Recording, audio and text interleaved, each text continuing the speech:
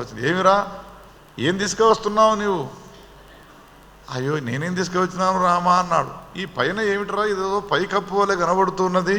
వెనకకు తిరిగి చూసినాడు. అయ్యో అవునా, ఇది నాకు ఏర్పడనే లేదు. రావణాసురుడిని ఆవేశంతో కొట్టిన సమయంలో తాను పరిగెత్తుకుంటూ వస్తూ ఉంటే ఆ ఉత్సాహంలో తన పైన ఏం వస్తున్నదో తెలియదు. అంత బలపరాక్రమశాలి అంగదుడు. అర్పితాస్తి తతో మిత్రస్త్విదం నస్పృశామ్యహం. అయితే శత్రువు దగ్గరికి వెళ్ళి శత్రువును నేను ఈ విధమైనటువంటి మాటలతో మర్దించి వాడిని ఓడించి అక్కడి నుంచి తీసుకువచ్చినటువంటి ఆనవాలుగా భావించి ముట్టుకోవయ్యా దీన్ని అన్నాడు అంగదుడు రామచంద్రుడిని. అంటే అప్పుడు రాముడు అన్నాడు, ఈ లంకానగరాన్ని ఎప్పుడో నేను విభీషణునికి ఇచ్చివేసినాను, అందుకని ఇది నాకు సంబంధించిన వస్తువు కాదు, ఇది శత్రువులకు సంబంధించినటువంటి వస్తువు, తీసుకువెళ్ళి మళ్ళీ అక్కడ పెట్టిరాబో అన్నాడు. క్షణంలో మళ్ళీ తీసుకువెళ్ళి లంకానగరం యొక్క పైకప్పునంతా కూడా అక్కడ పెట్టి వచ్చినాడే పార్వతి. ప్రసాదం మస్తకే దృష్టో ఊర్ధ్వాక్షిభ్యామాహ రాఘవం. జరిగిన వృత్తాంతాన్నంతా కూడా విన్నాడు. వచ్చినటువంటి రామచంద్రుడు సాక్షాత్తుగా రావణాసునిపైకి వెళ్ళడం సమంజసం కాదు అని భావించి అంగదుని ద్వారా రాయబారాన్ని పంపిస్తే వాని మాటలు ఏమైనా వింటాడా? పెడచెవిన పెట్టినాడు. యుద్ధం చేసినా సరే నేను సీతాదేవిని ఇవ్వను అనేటువంటి వాని యొక్క నిశ్చయ జ్ఞానాన్ని దృష్టిలో ఉంచుకున్నటువంటి వాడై ఇక యుద్ధం తప్పదు అని అనుకున్నాడు శ్రీరామచంద్రుడు. ఇంతలో అక్కడ ఆలోచనలు, వ్యూహాలకు ప్రతి వ్యూహాలు జరుగుతున్నాయి రావణాసుని యొక్క సభాస్థలిలో. శ్రీరామచంద్రుడు కూడా ఇక్కడ కూర్చొని ఆలోచన చేస్తున్నాడు. అంగదుడు వెళ్ళి వచ్చినాడు అనే విషయం తెలుసుకోగానే వానర సైన్యానికి అధిపతి అయినటువంటి రాజు అయినటువంటి సుగ్రీవునికి ఒక్కసారి పోయి వెళ్ళి రావాలి అని అనిపించినది. లంకానగరానికి వెళ్ళినాడు. వెళ్ళి అప్పుడు ఆలోచనలో ఉన్నటువంటి రావణాసుడిని చూచి దగ్గర దాకా వెళ్ళి ముఖము పైన ఒక వేటు వేసినాడు. పిడికిలతో ఒక్క వేటు వేసినాడు. నేలపైన పడిపోయినాడు. మళ్ళీ కిరీటం కింద పడిపోయినది. లేచి కూర్చున్నాడు. పట్టండిరా పట్టండి, సుగ్రీవుడు వచ్చినాడు అని అన్నాడు. అందరూ పరిగెత్తుకుంటూ వచ్చేలోపు క్షణంలో వచ్చి రామచంద్రుని దగ్గర, ఏమయ్యా సుగ్రీవా, ఎటు వెళ్ళినావు? ఒక్కసారి రావణాసుడిని గుద్ది వచ్చినానయ్యా. అప్పుడు రాముడు ఒక నియమం పెట్టినాడు, ఎవరికి పడితే వాడికి ఇష్టం వచ్చినప్పుడల్లా పోయి వాడిని తన్ని రాకండి అయ్యా, దీనికి ఒక వ్యవస్థ చేసుకుందాం మనం. ఎవరికి ఆవేశం వస్తే వాడు వెళుతున్నాడు, రావణాసుడిని ఒక చిన్న పిల్లవాళ్ళ ఆటలు ఆడుకున్నట్టుగా యుద్ధం చేసి వస్తున్నారు. తదాతం వెళ్ళినటువంటి సుగ్రీవుడు వట్టిగా రాక అంగదుడేమో పైకప్పును తీసుకువస్తే ఈయన కిరీటాన్ని తీసుకువచ్చినాడు. బహుమానంగా ఇస్తున్నానయ్యా నీకుని. వాల్మీకి ఈ విధంగా కథ రాయడంలో తాత్పర్యం ఏమిటి అంటే, అంత ఉత్సాహం ఉన్నది వీళ్ళందరికీ కూడా. రావణాసుడిని ఎట్లయినా చేసి సంహారం చేయాలి, నేను చేస్తాను అంటే మొట్టమొదటి ఉత్సాహాన్ని చూపినవాడు ఆంజనేయ స్వామి. తోకతో ఒక్క వేటు వేస్తే కిందపడి మూర్ఛపోయినాడు. అంగదుడు వచ్చి కొడితే వాడు కిందపడి మూర్ఛపోయినాడు. అప్పుడు రామచంద్రుడు వాళ్ళతో అన్నాడు, ఒకవేళ ఆ రావణాసురుడు రాక్షస సైన్యముతో నిన్ను బంధించి వేసినట్టయితే నా ఆప్తమిత్రుడమైనటువంటి స్నేహితుడైనటువంటి నీవు నాకు దూరం అయిపోయేవాడు కదనయ్యా, తొందరపాటు అనేటువంటిది పనికిరాదు అని సుగ్రీవునికి ఈ మాటలు చెప్పి ఇక ముందు ఎవరూ ఆ విధంగా రావణుని యొక్క లంకానగరానికి సాక్షాత్తుగా వెళ్ళకుండా ఉండాలి అనేటువంటి ఒక నియమాన్ని పెట్టినాడు. ఇక రాత్రుల్లో ఆలోచనలో ఉన్నాడు రావణాసురుడు. ఎన్ని రకాల అపశకునాలు వచ్చినాయి. ఆ వచ్చినటువంటి అపశకునాలు గాడిదలు ఇటు అటు సంచారం చేస్తూ ఉన్నాయి. కుక్కలన్నీ కూడా ఏడుస్తూ ఉన్నాయి. రాత్రులు నెత్తిని పైకి పెట్టుకున్నటువంటి ముఖాన్ని పైకి పెట్టుకొని ఏడుస్తూ ఉన్నాయి. కుక్కలతో పిల్లులు యుద్ధం చేస్తూ ఉన్నాయి. పాములు గరుత్మంతునితో యుద్ధం చేస్తూ ఉన్నాయి. నల్లని చీరలు కట్టుకున్నటువంటి స్త్రీలందరూ కనబడుతూ ఉన్నారు.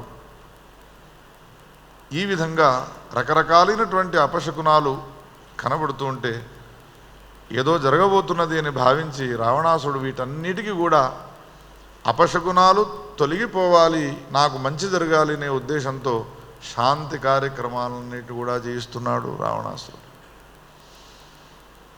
అథతే రాక్షసా సర్వే ద్వారేభ్యః క్రోధమూర్ఛితాః నిర్గత్య భిందిపాలైశ్చ ఖడ్గైః శూలైః పరశ్వధైః.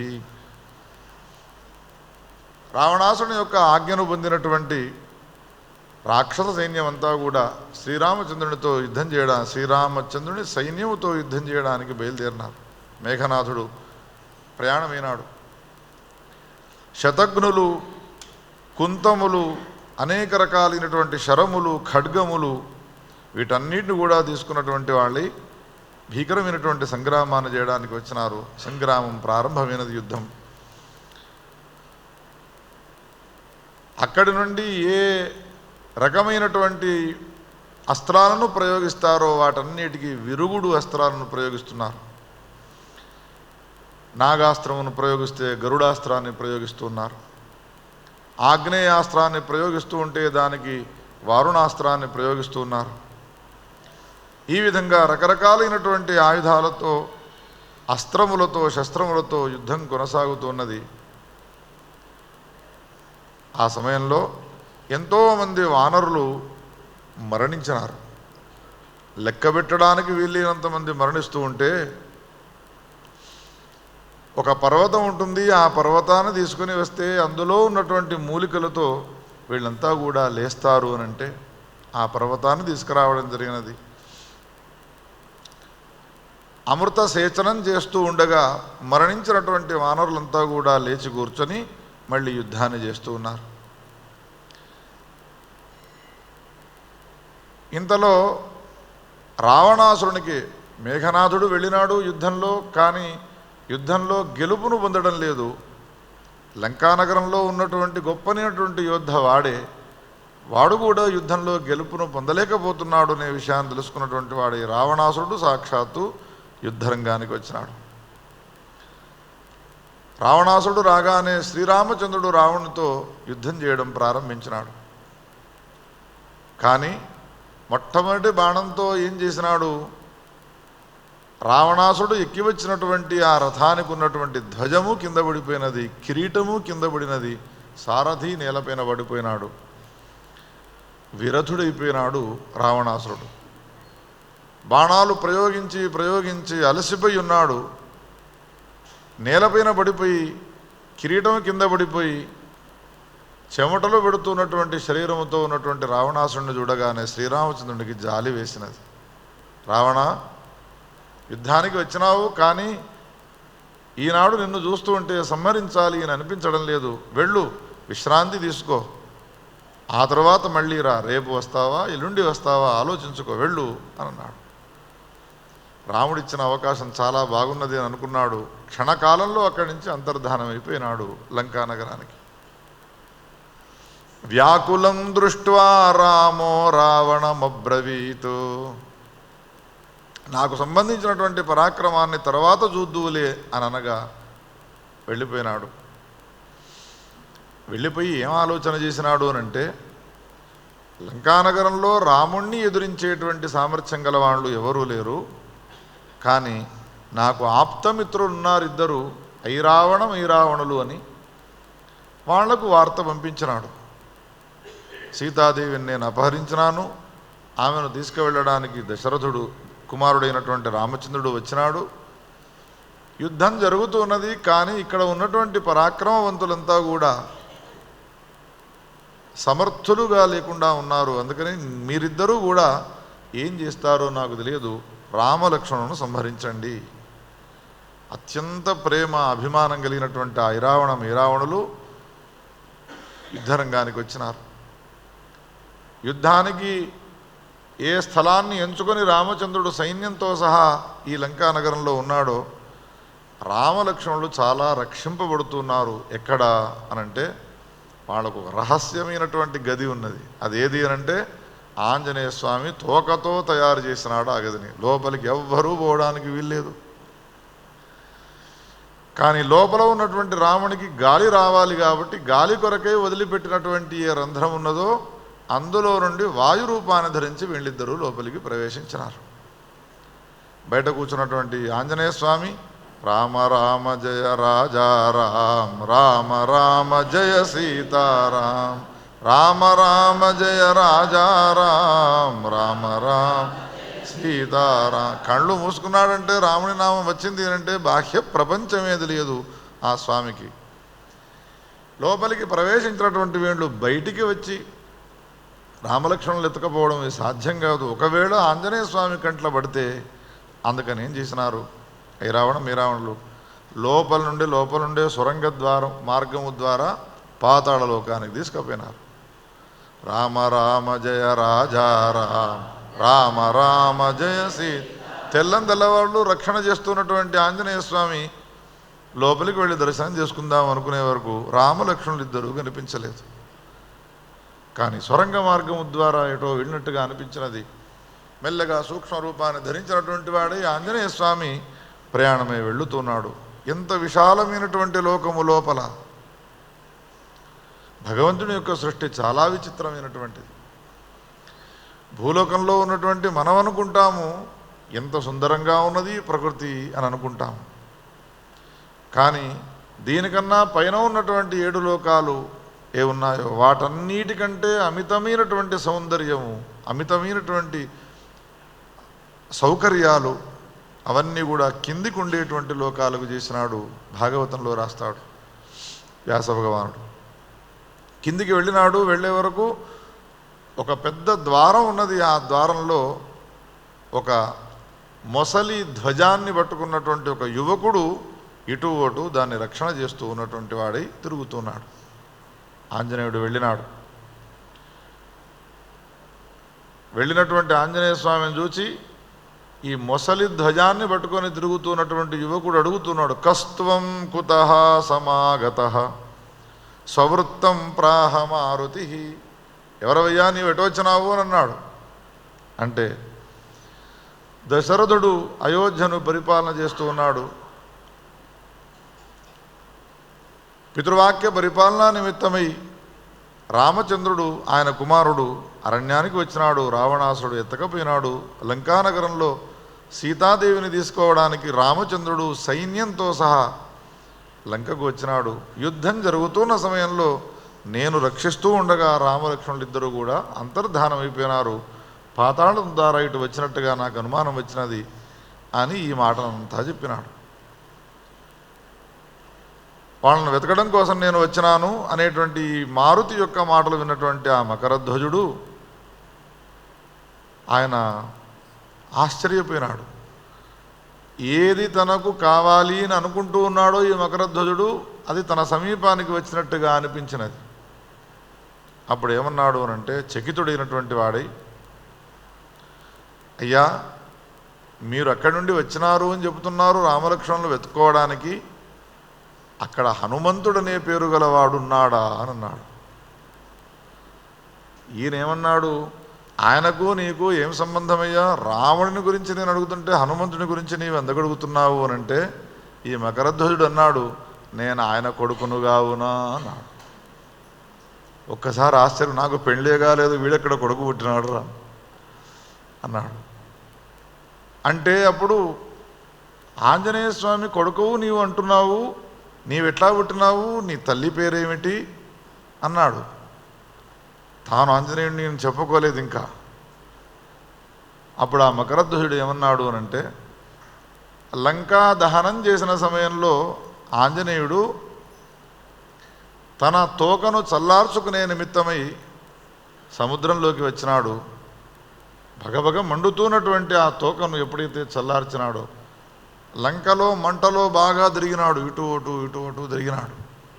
ఆ సమయంలో లోపలికి పొగ పోయినది, శరీరం అంతా కూడా మార్పులు వచ్చినాయి. అప్పుడు సముద్రంలోకి వెళ్ళి ఎప్పుడైతే ఆయన తోకను చల్లార్చుకుంటూ ఉన్నాడో ఆ సమయంలో ఆయన నోటి నుండి వచ్చినటువంటి ఉమ్మి ఉన్నదో సముద్రంలో వేసినాడు. అప్పుడు ఒక ముసలి ఆ ఉమ్మిని మింగివేసినది. ఆయన శక్తి సామర్థ్యాలన్నీ ఆమెలో ప్రవేశించినాయి. ఆ తర్వాత నేను పుట్టినాను, నా పేరు మకరధ్వజుడు అని అంటారు. కంఠాశ్లేష్మా బహిస్త్యక్తః సాగరే సోపన అపతత్తదా మకర్యా భక్షితః సోపి తస్యాం జాతః సుతోస్మ్యహం. ఇది వినగానే ఆశ్చర్యపోయినాడు ఆంజనేయ స్వామి. ఓ, ఇట్లా కూడా ఉంటారా కొడుకులు లోకంలో? పెళ్ళిళ్ళు కాకుండా, భార్యలు లేకుండా. ఆ ఆంజనేయుడను నేనేరా అన్నాడు. అనగానే ఒక్కసారి దీర్ఘదండ ప్రణామం చేసినాడు ఆ మకరధ్వజుడు. ఇప్పుడు చెప్పు, రామలక్ష్మణులు వెళ్ళినారా అంటే ఉన్న వృత్తాంతం ఉన్నట్టుగా చెప్పినాడు. ఈ రాజ్యాన్ని పరిపాలించేటువంటి ఐరావణ మీరావణులు ఉన్నారో వాళ్ళు ఆ ఇద్దరిని తీసుకొని వెళ్ళి ఈ క్షేత్రానికి అధిష్టాత్రి కామాక్షీదేవి, ఆ కామాక్షీదేవికి బలిప్రదానం చేయాలి అని వెళ్ళినారు. రేపు మంచి రోజు ముహూర్తము అని ఆ రామలక్ష్మణులు ఇద్దరిని కూడా ఆలయంలోకి తీసుకుని వెళ్ళి అక్కడ ఉంచినారు. చాలా రక్షణా కవచంతో కూడుకున్నది. అక్కడికి ఎవ్వరూ వెళ్ళడానికి వీల్లేదు అనేటువంటి మాటలు వినగానే దగ్గర దాకా తీసుకొని వాడిని కౌగలించుకొని ఆశీర్వచనం చేసినటువంటి వాడై లోపలికి ప్రయాణమైనాడు. ఎక్కడైతే ఈ ఐరావణ మైరావణులు ఉండేటువంటి ఈ ప్రాంతంలోని కామాక్షి దేవాలయం ఉన్నదో, రక్షణావలయంలో ఉన్నటువంటిది ఉన్నదో, అక్కడికి వెళ్ళి త్రసరేణు స్వరూపధృకు, త్రసరేణు యొక్క రూపాన్ని పొందినాడు. కప్పు ఇండ్లు ఉంటే దాంట్లో నుండి సూర్యరశ్మి సోకితే ఇల్లు ఊడ్చిన సమయంలో ధూళి వెళుతుంది. ఆ ధూళి ఆ వెలుతురుకు ఆడుతూ ఉంటుంది. అందులో ఒక కణాన్ని తీసుకోవాలి. తీసుకొని దాన్ని ముక్కలు చేయాలి, 6 ముక్కలు. దాన్ని మళ్ళీ 6 ముక్కలు చేస్తే అది త్రసరేణు అవుతుంది. అంత సూక్ష్మమైనటువంటి రూపాన్ని ధరించినటువంటి వాడై అప్పుడు ఆయన కాళ్ళు ఎక్కడ ఉన్నాయి, చేతులు ఎక్కడ ఉన్నాయి, కళ్ళు ఎక్కడ ఉన్నాయి. ఇది పక్కన పెట్టండి, భగవంతుని సృష్టి ఎంత విచిత్రమైనది. ఒక్కొక్కసారి పంచదార పడ్డది అంటే దానికి చీమలు ముసురుతాయి. గండు చీమలు ఉంటాయి, పెద్దగా ఉంటాయి, వాడికి కళ్ళు కనిపిస్తుంటాయి, మనకు కాళ్ళు చేతులు కనబడతాయి. కానీ వాసన వచ్చేటువంటి చీమలు కొన్ని ఉంటాయి, నల్లగా ఉంటాయి, ఉఫ్ఫను ఊదితే కొట్టకపోతూ ఉంటాయి. ఒక్కసారి మనం ఆలోచన చేద్దాం, దానికి 2 కళ్ళు ఎక్కడ ఉన్నాయి, దానికి ముఖం ఎక్కడ ఉన్నది, ఉంటే నోట్లో పండ్లు ఇంకా ఎంత చిన్నగా ఉన్నాయి దానికి. ఎంత విచిత్రం చూడండి భగవంతుని యొక్క సృష్టి. త్రసరేణు స్వరూపధృకు, ఆ రూపాన్ని ధరించినటువంటి వాడు ఈ దేవాలయంలోకి ప్రవేశించినాడు. ప్రవేశించి తలుపులనన్నిటి కూడా పెట్టేసినాడు. అమ్మవారు వెనకకు వెళ్ళి నిలబడ్డాడు. ఐరావణులు అప్పుడే వచ్చినారు. తలుపులు తీసి అమ్మవారికి నమస్కారం చేస్తున్నారు. చతుర్భుజే చంద్రకళావతంసే. స్తోత్రాన్ని చదవగానే వెనకాల ఉన్నటువంటి ఆంజనేయ స్వామి అమ్మవారి భాషలో స్త్రీ కంఠముతో మాట్లాడుతూ ఉన్నాడు ఐరావణుడితో. అబ్బా, ప్రసన్నురాలైనది అమ్మవారు. యోగ్యులైనటువంటి వ్యక్తులను బలి ఇస్తాము అని చెప్పి తీసుకురాగానే ఇన్నేళ్ల నుండి మాట్లాడనటువంటి ఆ భగవతి రాజరాజేశ్వరి మాతో మాట్లాడుతున్నది అని సంతోషపడుతున్నారు. ఏమంటున్నాడు ఆంజనేయ స్వామి ఆడగొంతుతో అనంటే, పూజాకార్యా గవాక్షేణ సజీవౌ రామలక్ష్మణౌ వనోద్భవై ఫలై పుష్పాదిభి సమ్యక్ ప్రపూజితౌ. మీరు చక్కగా పూజించండి నన్ను. అడవుల్లో దొరికేటువంటి రకరకాలైనటువంటి పూలు ఉంటాయో, ఫలాలు ఉంటాయో అవన్నీ కూడా తెచ్చి నాకు పెట్టండి. అన్నీ తీసుకువచ్చినారు, పెట్టినారు. నా తృప్తి కోసమై మీరంతా కూడా పర్వతం ఆకారమంతింతటి పులిహోరలు, దద్దోజనాలు, పక్వ పదార్థాలు జయించండి. నేను బాగా ఆకలితో ఉన్నాను. అబ్బో, అమ్మవారు కోపానికి వస్తుంది అని తెల్లారే వరకు పులిహోర గుట్టలు, దద్దోజనాల గుట్టలు, తెల్లటి అన్నములు రాసులు రాసులుగా పోసినారు. నైవేద్యం పెడితే అమ్మవారి వెనకాల ఉన్నటువంటి ఆంజనేయ స్వామి వాటిని అన్నిటినీ గుటుక్కున మింగి పారేస్తూ ఉన్నాడు. గుట్టలకు గుట్టలు.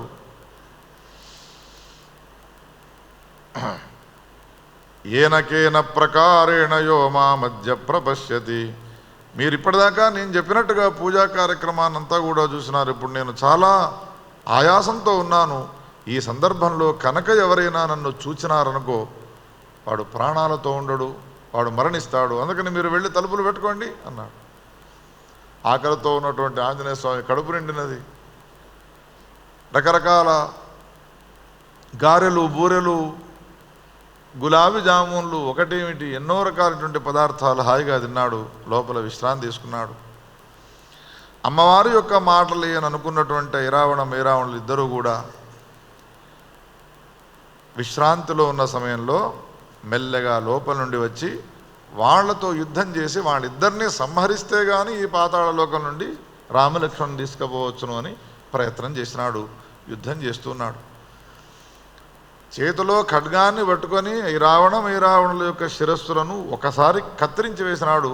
మళ్ళీ ఎత్తుకున్నాయి వచ్చి రెండవసారి కత్తిరించినాడు. మళ్ళీ ఈ విధంగా ఒక్కటి కాదు, 2 సార్లు కాదు. పార్వతి శతవారం హతావేవం నాసీన్ మృత్యు తయోస్తదా 100 సార్లు వాళ్ళిద్దరి తలను తెగ్గొట్టినా కానీ మళ్ళీ ఎత్తుకుంటున్నాయి తలలు వచ్చి లేచి నిలబడుతున్నారు, యుద్ధం చేస్తున్నారు.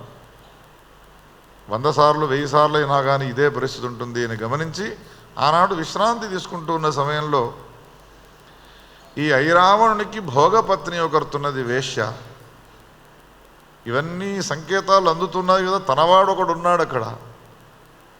వాడు చెప్పినాడు భోగపత్ని ఒకరుతున్నది, ఆమె సమీపానికి వెళ్ళు తండ్రి. వెళ్ళినాడు. వెళ్ళగానే ఆమె అక్కడ అనేక సంవత్సరాల నుండి ఉన్నది కావున అక్కడి రహస్యాలన్నీ బాగా తెలుసుకున్నటువంటి వ్యక్తి. ఆమె సమీపానికి వెళ్ళినాడు. ఐరావణ మైరావణులు జీవించి ఉండడం నీకు ఇష్టమేనా అంటే ఆమె అన్నది, ఐరావణుడు వచ్చినప్పుడు మైరావణుడు చావాలి నా దగ్గర కబురు చెప్తూ ఉంటాడు, మైరావణుడు వచ్చినప్పుడు ఐరావణుడు చావాలి అని అంటాడు. ఈ ఇద్దరి ఈ అవస్థ నాకెందుకు, అందుకని వాళ్ళిద్దరూ చస్తే ఈ లోకాన్ని వదిలిపెట్టి నేను బాహ్య ప్రపంచానికి వెళ్ళిపోదాము అని అనుకుంటున్నాను అన్నది. అప్పుడు ఆంజనేయ స్వామి అన్నాడు, అయితే వాళ్ళని చంపడానికే నేను వచ్చినాను, కానీ చావడం లేదు. 100 సార్లు నేను ఖడ్గంతో శిరస్సును ఛేదనం చేసినా కానీ మళ్ళీ బ్రతుకుతున్నారు. ఇక్కడ ఉన్నావు కాబట్టి నీకు రహస్యం తెలిసి ఉండుంటుంది. వాళ్ళు ఎట్లా చేస్తారో చెప్పు. అమ్మో, నీవు రహస్యం అడుగుతున్నావా? నీవెవరవు? విషయమంతా చెప్పినాడు. దశరథ మహారాజు గారు రాజ్యాన్ని పరిపాలించిన దగ్గర నుండి మొదలుకొని సీతాదేవిని అపహరించగా యుద్ధానికి వచ్చిన రామచంద్రుడిని అపహరించిన ఐరావణ మైరావణుల వరకు కథం చెప్పినాడు. ఓ, రాముడు వచ్చినాడా ఇక్కడికి? అయితే ఐరావణ మైరావణుల యొక్క చావును గురించి నేను చెప్పుతాను, కానీ నా కోరికను నీ విడేరుస్తాను అని అంటే, ఏం కోరికనమ్మా నీది? రాముణ్ణి నాకు భర్త చేస్తాను అని ప్రతిజ్ఞ. రాముణ్ణి నాకు భర్త చేయవని ఇది అయ్యే పనేనా? మారుతే యది రామో మాం స్వస్త్రియం హి కరిష్యతి. ఒకవేళ ఇది ఈ ఎంత పెద్ద సంకటమైనటువంటి పరిస్థితి చూడండి ఆంజనేయ స్వామికి. రాముణ్ణి నీకు భర్తగా చేస్తాను అని అన్నాడు అనుకో, ఆయన ఏకపత్ని వ్రతం భంగం అయిపోతుంది. చేయను నీకు అన్నాడు అనుకో, రహస్యం చెప్పరు. ఇప్పుడు రేపు ఇక తెల్లవారితే కామాక్షిదేవికి రామలక్ష్మణులు ఇద్దరిని బలిచ్చి వేస్తారు. ఏం చేయాలి? బాగా ఆలోచన. బుద్ధిర్బలం యశోధైర్యం అన్నీ ఉన్నాయి కదా, బుద్ధిమంతుడు కదా ఆయన. అందుకని ఆయన ఏమన్నాడు అంటే, రాముడు నీకు భర్తగా వస్తే వస్తాడేమో, కానీ నీవు ఏ అంతఃపురంలో వేసుకొనున్నటువంటి మంచం ఉన్నదో అది విరగకపోతే నీ భర్త అవుతాడు. అదెందుకు విరుగుతుంది? 7 ఏళ్ల నుంచి నా దగ్గర ఉన్నది విరుగుతుందా అని. సరే అని ఒప్పుకున్నది. చెబుతున్నాను వినవయ్యా అని. ఏం చెబుతున్నది ఈమె? భోగపత్ని అని అంటే, ఒకనాడు ఈ ఐరావణ మైరావణులు పరిపాలించేటువంటి రాజ్యంలో చిన్నపిల్లలు ముళ్ళు తీసుకొని తుమ్మెదల యొక్క పృష్ఠాలను పొడుస్తూ ఉన్నారు, చంపుతూ ఉన్నారు వాళ్ళు. అప్పుడు ఈ ఐరావణ మైరావణులు ఏం చేసినారు? పిల్లలను బాగా కోప్పడి కొట్టి, పురుగులను ఈ విధంగా చంపడం భావ్యం కాదురా అని చావడానికి సిద్ధమైనటువంటి ఆ తుమ్మెదలనన్నిటి కూడా రక్షించినారు. అప్పుడు ఆ తుమ్మెదలు ఎంత కృతజ్ఞతతో కూడుకొని ఉన్నాయి అంటే, మరణించబోతున్నటువంటి మాకు మీరిద్దరూ ప్రాణదానం చేసినారు కావున మీకు చావు లేకుండా మేం చేస్తాము అన్నాయి ఆ తుమ్మెదలు. ఇది ఎట్లా సాధ్యమవుతుంది తుమ్మెదలారా అని అడిగితే, స్వర్గలోకంలో ఉండేటువంటి అమృత భాండం పైన మేము వాలుతాము, అక్కడ ఉన్న అమృతాన్ని మేము ఆస్వాదించి నిన్నెవరైనా చంపితే నీ నెత్తురు పైన ఆ అమృతాన్ని చల్లుతాము, మళ్ళీ నీవు లేచి కూర్చుంటావు. ఈ విధమైనటువంటి వరాన్ని పొందినాడు వాడు. అందుకని ఈ రాజ్యంలో ఉన్నటువంటి తుమ్మెదలను గనక ఒకవేళ నీవు చంపినావనుకో ఐరావణములు చచ్చినట్టే. ఇదే నయ్యా రహస్యం. కానీ నా కోరిక మాత్రం నువ్వు ఈడేర్చాలి సుమా. ఏం కోరిక? రాముడు నాకు భర్త కావాలి. అప్పుడు ఆంజనేయ స్వామి నవ్వి మందహాసం చేసి, రాముడు నీకు భర్త అవుతాడో లేదో నీ అదృష్టం మీద ఆధారపడి ఉన్నదమ్మా, నేను మాత్రం ఈ కార్యాన్ని నిర్వహిస్తాను అని బయలుదేరి ఏం చేసినాడు, నేను చెప్పిన నియమాన్ని అయితే నీవు విన్నావు కదా, నీ మంచం విరిగిపోకుండా ఉండాలి. అక్కడ ఉన్నటువంటి ఏ తుమ్మెదలు ఉన్నాయో ఆ తుమ్మెదలనన్నిటిని కూడా చంపివేస్తూ ఉంటే ఒక తుమ్మెద ఆయనను శరణాగతి పొందినది. హే హనుమన్, అపరాధం చేసినాము, దుర్మార్గులైనటువంటి వీళ్లకు మేము అమృతాన్ని దానం చేస్తూ ప్రాణదానం చేసినాము, అపరాధాన్ని మన్నించమని ప్రార్థిస్తే స్వామి ఏం చేస్తాడు? తప్పకుండా అపరాధాన్ని మన్నిస్తాడు. అపరాధ సహస్రాన్ని కిరేంతే హర్నిశమ్మయ అని మనం ప్రార్థన చేస్తే మన అపరాధాలను మన్నించడా స్వామి? సంతోషపడి మిగతా తుమ్మెదలనన్నిటినీ చంపి నీవు చేసిన అపరాధాలను మన్నిస్తాను, చంపకుండా ఉంటాను, కానీ నీవు ఒక పని చేసి పెట్టాలి నాకు. ఏమిటి అని అంటే, ఆ భోగపత్ని మంచం ఉన్నది కదా, అక్కడికి వెళ్ళి మొత్తము దాన్నంతా కూడా చెదలు పట్టేట్టుగా చేయి. ఏం చేస్తావో ఏమో నాకు తెలియదు, ఎవరైనా కూర్చుంటే అది విరిగిపోయేట్టుగా చేయి. చమత్కారం చేసినాడు. ఆ తుమ్మెద అట్లా వెళ్ళిపోయినది. ఐరావణ భోగపత్న్యా షట్పదోపి తథా కరోతు తతో నిహత్య తౌ దైత్యౌ పునర్వాణౌ రఘూద్వః. అప్పుడు ఏం చేసినాడు? ఇంకేమిటి, తుమ్మెదలన్నీ మరణించినాయి. ఐరావణ దగ్గరికి వెళ్ళి యుద్ధం చేసినాడు. యుద్ధంలో వాళ్ళిద్దరినీ ఖడ్గంతో తలలు దగ్గొట్టగానే కింద విడిపోయినాయి తలలు. ఇప్పుడు తుమ్మెదలు వచ్చి అమృతాన్ని పోసేటివి లేవు కదా. మరణించినటువంటి ఐరావణులు మరణించినారు తప్ప మళ్ళీ లేచి కూర్చోలేదే పార్వతి. శ్రీరామచంద్రుడు నిద్ర లేచినట్టుగా లేచినాడు. ఎక్కడ ఉన్నాడో స్వవృత్తాంతాన్ని ఆంజనేయ స్వామి ద్వారా తెలుసుకున్నాడు. ఓహో, జరిగినది ఈ వృత్తాంతమా? అయితే ఈ లోకానికి రాజు లేకపోతే ఇది అరాజకం అయిపోతుంది. అందుకని ఈ లోకానికి ఒక సామ్రాజ్య అధిపతిని చేస్తాను. ఎవరినయ్యా అని అడిగినాడు ఆంజనేయ స్వామి. నీ కొడుకునేనయ్యా అని ఆ మకరధ్వజుడిని తీసుకువచ్చి కూర్చుండబెట్టినాడు. రాజా రామచంద్ర భగవానికి. ఇక పరిగెత్తుకుంటూ వచ్చినది భోగపత్ని. ఏమయ్యా ఆంజనేయ, నాకు మాట ఇచ్చినావు, ఇచ్చిన మాటను నిలబెట్టుకోవా? ఇది ఒక్కసారి నీవు మంచం పైన కూర్చో అన్నాడు. కూర్చోగానే పుడుక్కున విరిగిపోయినది ఆ మంచం. నేను ఇచ్చిన మాట నిలబెట్టుకున్నాను, నీవిచ్చిన మాటను నీవు నిలబెట్టుకున్నావు.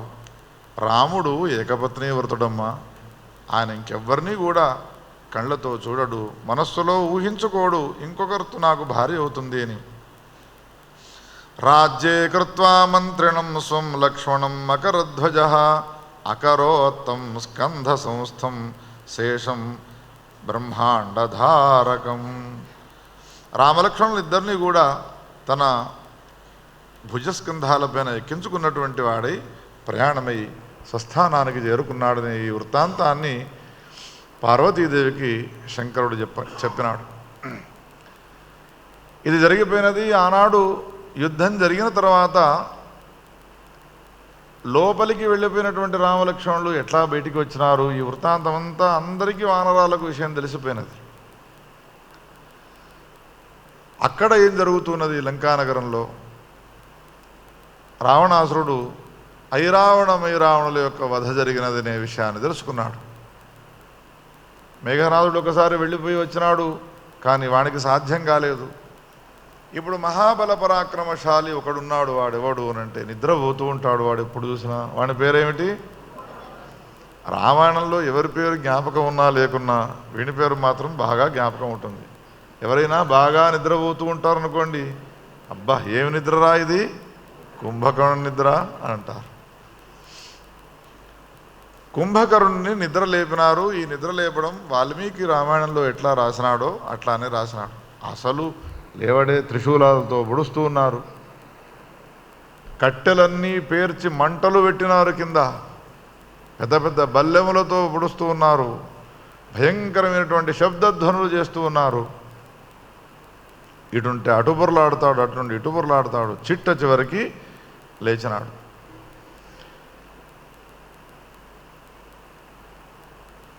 రావణాసుడి సమీపానికి వచ్చిన తర్వాత